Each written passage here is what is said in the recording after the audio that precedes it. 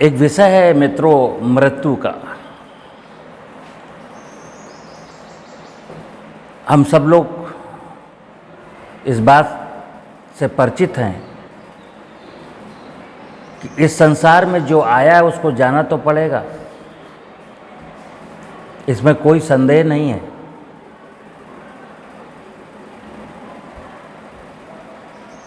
और हमने ये भी सुना है, चर्चा होती है कि हमारे मरने के बाद मेरे साथ क्या जाएगा, मरने के बाद हमारे साथ क्या जाएगा। तो हमको कई बार हमारे बुजुर्गों ने बताया है और लोग इस बात को समझते हैं कि साथ कुछ भी नहीं जाएगा, द्रव्य रूप कोई भी द्रव्य हमारे साथ नहीं जाएगा, न मेरी प्रॉपर्टी जाएगी न मेरा पैसा जाएगा। एक ये भी बात हम लोगों ने सुनी है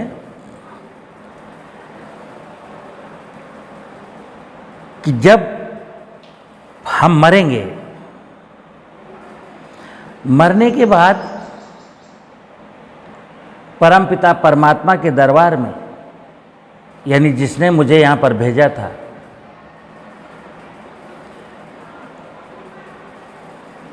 वो सवाल तो पूछेगा।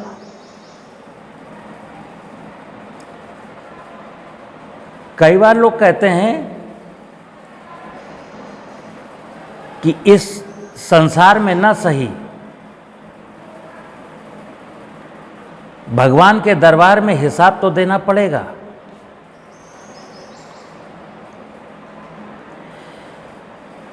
हमको मरना पड़ेगा और परमात्मा के दरबार में हिसाब देना पड़ेगा। इस बात को सब लोग जानते तो हैं, लेकिन उसके बावजूद सुन लेते हैं, जानते हैं, लेकिन हमको हिसाब ना देना पड़े या हिसाब देना भी पड़े तो मेरा हिसाब बिल्कुल साफ साफ हो, मेरे ऊपर कोई आक्षेप ना लगाए, ऐसा हिसाब, नीट एंड क्लीन हिसाब देना है। तो क्या है, वो जीवन है कि जो मरने के बाद परमात्मा के दरबार में या किसी के दरबार में जो लोग कहते हैं कि वहाँ हिसाब देना पड़ता है, वहाँ मेरा हिसाब क्लियर होना चाहिए। क्योंकि अगर हिसाब क्लियर नहीं हुआ तो उसका पनिशमेंट मिलता है। अब प्रश्न मित्र ये है कि कौन मरा, हिसाब किसको देना पड़ेगा। तो आप जो आप हो, आप जो समझते हो कि मैं ये हूं, जैसे मैं विनोद कुमार सचान, मैं अगर ये समझता हूं कि मैं विनोद कुमार सचान हूं, ये मेरा शरीर है, मैं विनोद कुमार सचान हूं, मैं ये हूं, मैं ये हूं, मैं ये हूं, इसको हिसाब नहीं देना पड़ेगा। इसका हिसाब तो यही लोग कर देंगे। इस शरीर का हिसाब किताब इसी मृत्यु लोक में लोग कर देंगे। क्या कर देंगे? हमारे अपने इस शरीर को उठाएंगे और दफना देंगे और जला देंगे। और मेरे जो आसपास के लोग थे वो मेरा हिसाब क्या कर देंगे? वो हिसाब ये कर देंगे, जैसा मेरा नेचर रहा है, जैसा मैंने जीवन जिया है, वैसे ही शमशान घाट में मेरा हिसाब कर देंगे लोग अपनी बातों से। आप में से कई लोगों के मरने पर उनके साथ शमशान घाट गए हैं। मैं यहाँ वो बात नहीं कहूँगा, लेकिन सबको मालूम है कि शमशान घाट पर जब चिता जल रही होती है और जो 200-300 लोग उसके साथ जाते हैं वो विभिन्न विभिन्न ग्रुपों में बैठ करके क्या चर्चा करते हैं? उसने जैसा जीवन जिया है उसकी चर्चा करते हैं, अच्छा या बुरा। तो इस शरीर का हिसाब किताब तो यही हो जाना है, क्योंकि इस मृत्यु लोक के लोग जो है ना, हमको विनोद कुमार सृजन ऐसा समझते थे कि ये यस मेरी पहचान क्या थी, मैं ऐसा हूं। परमात्मा के यहां मैं नहीं गया। परमात्मा के यहां जिसको हिसाब देना है वो कौन है? तो अभी तो बहुत सारे लोग कह देते हैं कि मैं आत्मा परमात्मा जैसे विषयों को नहीं मानता हूं। मेरे बहुत सारे साथी हैं, पता नहीं कौन सी किताब पढ़ते हैं, उनको किसने बरगला दिया है, ऐसे समाज में बहुत सारे लोग हैं। और हमको तो मेरे मित्र, कई मित्र हैं, बुद्धिजीवी हैं, अच्छे अच्छे पदों पर हैं, फ़ोन करके कहते हैं सचान साहब आपको मेरी कई बातें तो पसंद आती हैं, लेकिन आप भी आत्मा परमात्मा के चक्कर में फंसे हो, ये सब बेकार के विषय हैं। तो मैं उनको मुस्कुरा करके कहता हूँ ठीक है भाई, अपनी अपनी समझ है। जहाँ तक मेरा अध्ययन है तो ये विषय तो यथार्थ हैं, इनमें कोई संदेह नहीं है, क्योंकि मुझे मालूम है कि अगर मैं सत्य हूँ तो फिर मैं मर क्यों गया। तो लोगों ने बताया, एक विज्ञान भी कहता है और आध्यात्म भी कहता है, एक वास्तविकता भी है कि इस शरीर से कुछ ना कुछ तो निकला है जिसकी वजह से सांसें रुक गई हैं। इस मशीनरी में कोई ना कोई कमी तो आई है जिससे सांसें रुक गई हैं। तो वो जो कमी आई है, वो जो निकल गया, वो कौन है? वो चेतना है, वो प्राण है, वो आत्मा है, वो ऊर्जा है, वो सोल है, वो प्रकाश है। ये निकल गया। तो इस शरीर को तो छितजल पावक गगन समीरा, ये तो मिट्टी, पानी, हवा, आकाश और अग्नि से मिलकर के शरीर बना है और इसको यहीं रह जाना है, इन्हीं में विलीन हो जाना है। लेकिन इस शरीर के अंदर जो चेतना थी, जो आत्मा थी, देखिए कहते हैं कि एक न्यूटन का लॉ है, सबने पढ़ा है, कि कहते हैं कि आम के फल को उसने नीचे गिरते देखा। वो सोच रहा है कि ये आम का फल नीचे क्यों गिरा, ऊपर क्यों नहीं गया। तो फिर उसने जमीन से एक मिट्टी का डेला उठाया और ऊपर फेंका तो वो भी नीचे गिरा। फिर न्यूटन का लॉ है कि भार वाली प्रत्येक वस्तु, भार वाली प्रत्येक वस्तु जमीन के गुरुत्वाकर्षण बल के कारण जमीन पर ही गिरता है। अब इतना साइंस ने, उस व्यक्ति ने कहा। दिक्कत ये हुई कि हम सब लोग, किसी व्यक्ति ने कोई बात कह दी, वही पकड़ के बैठ गए, उससे आगे नहीं सोचते। अब जैसे मैं आपको बता रहा हूं, आगे क्या सोचना है। किसी भी पदार्थ अथवा गुण का लघु मूल्य, किसी भी पदार्थ अथवा गुण का लघु मूल्य अपने गुरु मूल्य से मिलने को बेताब रहता है। यानी कि छोटी इकाई को बड़ी इकाई में मिलना ही पड़ता है। जैसे ये शरीर, 90 किलो का शरीर, ये जब नष्ट होगा, इसका पानी में मिलेगा, इसमें जो धरती है वो धरती मिलेगा, जो आकाश तत्व है आकाश तत्व मिलेगा, जो वायु तत्व है वायु तत्व में मिलेगा, जो ऊर्जा तत्व है ऊर्जा तत्व में मिलेगा। तय है ना। लेकिन एक विषय है कि इसके अंदर जो आत्म तत्व है, जो आत्मा है, वो कहाँ मिलेगी। तो आत्मा एक लघु इकाई है और उसका जो गुरु मूल है वो परमात्मा है। अगर हम ये जानते हैं कि इसके अंदर एक चेतना आत्मा है ऊर्जा है, प्रकाश है, जो कुछ भी मान लो, वो कहां मिलेगा? वो अकेला नहीं रह सकता,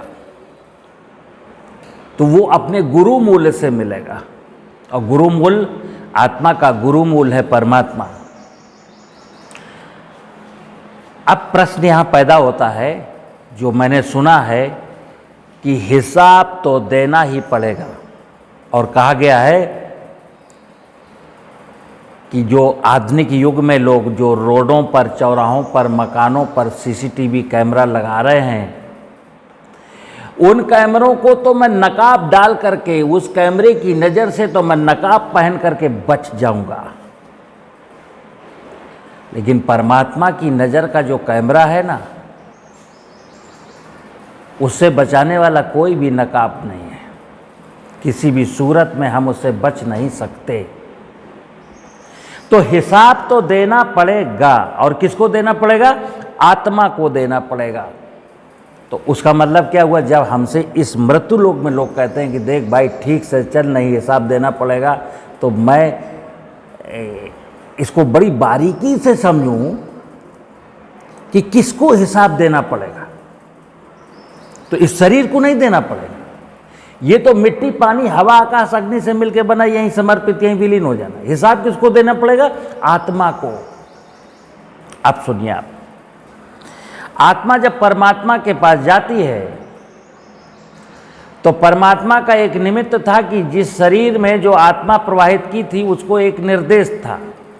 उसको निर्देश क्या था?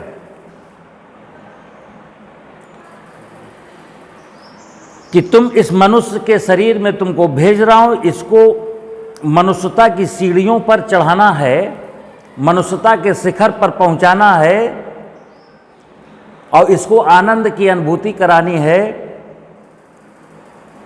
ध्यान रखना इससे अधर्म ना होने पाए, ये सत्य के मार्ग पर चले, ये अंधकार में ना भटक जाए, ये किसी के साथ अन्याय ना करे, इसको अहंकार ना हो,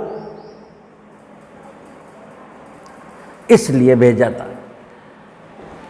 और वो चेतना इस शरीर को निरंतर, जितने दिन भी रहती है शरीर के अंदर, निरंतर आपको गाइड करती रहती है। लेकिन हम उसकी गाइडेंस नहीं लेते, हम उसकी बात नहीं मानते। हम किसकी मानते हैं? हमारे शरीर की जो 5 इंद्रियां हैं ना, उनकी और अपने मन की। हमारे शरीर के अंदर एक बुद्धि नाम का इंद्रिय है, उसका काम था कि मन पर नियंत्रण बनाए रखना। एक चित्त दिया था, मेमोरी कार्ड दिया था, उसका काम था कि अच्छी अच्छी वस्तुओं को ग्रहण करना और बुरी वस्तुओं को ग्रहण मत करना। इस शरीर के अंदर जैसे एक सॉफ्टवेयर है, सॉफ्टवेयर में अच्छे सॉफ्टवेयर अपलोड करना, बुरे सॉफ्टवेयर मत डालना। और हमने क्या किया? इस शरीर क्या करता है? आत्मा को मानता ही नहीं। आत्मा कहती है ऐसा करना है, शरीर नहीं मानता। मेरी आंख कहती है, मेरी त्वचा कहती है, मेरी नाक कहती है, मेरा मुंह कहता है, मेरा कान कहता है कि नहीं, मुझे ये अच्छा लगता है, मुझे यही करना है। आत्मा के पास कोई हाथ पांव नहीं होता कि जो आपको पकड़ करके सही दिशा में ले जाएगी। वो केवल प्रेरित करती है। तो हमने उसका जीवन भर नहीं सुना, तो फिर वो परमात्मा उससे पूछेगा कि तूने क्या किया? तो आत्मा हाथ जोड़ के कहती है कि प्रभु मैं क्या करूं?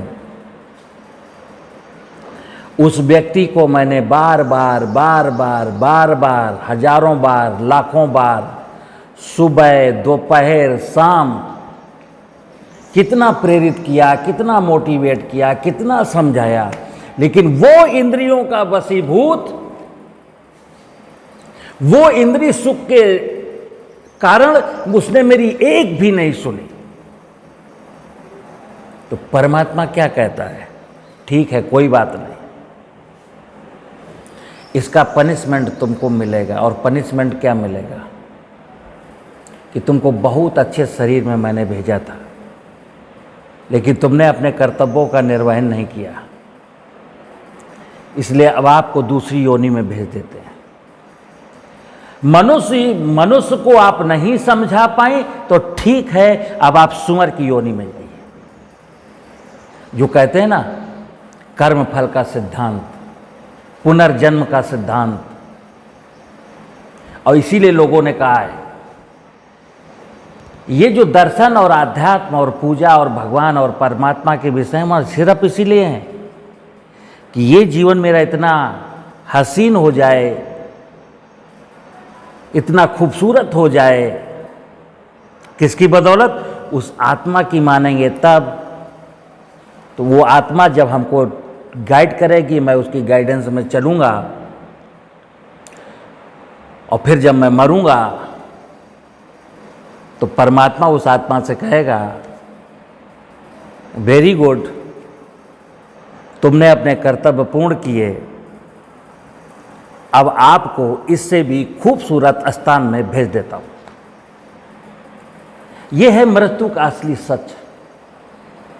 अगर मुझको ये पता चल जाए और इस बात पर मैं यकीन करूं कि हकीकत तो यही है, क्योंकि आज हंस मुस्कुरा करके गुजार देना, ताली बजा लेना, खुशियां मना लेना, लोगों को सताना, लोगों को मारना, अधर्म करना, अहंकार पालना, अन्याय के रास्ते पर चलना ठीक है, हमको अच्छा लगता है। कुछ द्रव्य इकट्ठा किए हैं, कुछ भौतिक चीज़ें ये कर दिया है, मेरा नाम हो गया है, बड़ा सा महल है, कितने दिन का?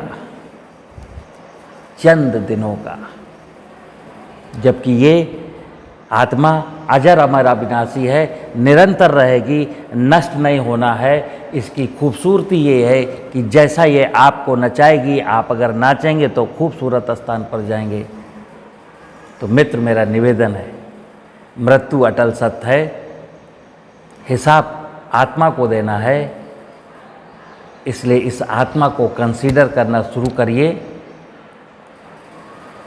जिस दिन आप इसकी मानने लगेंगे, आप नेक राह पर चल पड़ेंगे। नमस्कार।